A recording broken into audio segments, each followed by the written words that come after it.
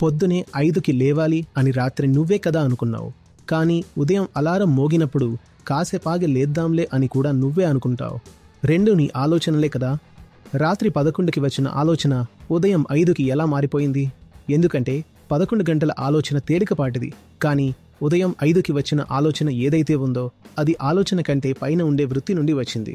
మన ఆలోచన చురుకుగా లేవాలి అని ఉంది, కానీ మన ధోరణి మాత్రం సోమరిగా ఉంది. ఇలా ఉంటే మీ దినచర్య ఉత్సాహంగా ఉంటుందా లేక సోమరిగా ఉంటుందా? మనకు ఒక అపోహ ఉంటుంది, గట్టిగా అనుకుంటే చాలు, ఏదైనా సాధ్యమే అని. కానీ ఊరికే అనుకుంటే సరిపోదు. ఎందుకంటే నిజానికి ఆలోచన లోపల ఉండే వృత్తి అన్నది మన ఆలోచనల్ని నడిపిస్తుంది. మీ ఆలోచనలు మీరు పిలిస్తే వచ్చాయనుకుంటున్నారా? ఊరికే కూర్చున్నప్పుడు ఏవో ఆలోచనలు వస్తాయి. ఆ ఆలోచనలు మీరు అనుకుంటే వచ్చాయా? కాదు, వృత్తి వలన ఆలోచనలు వస్తాయి.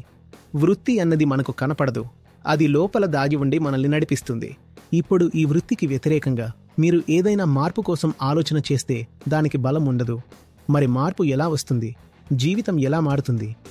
ఎప్పుడైతే నువ్వు నీ ధోరణిని గమనిస్తావో అప్పుడు మారుతుంది.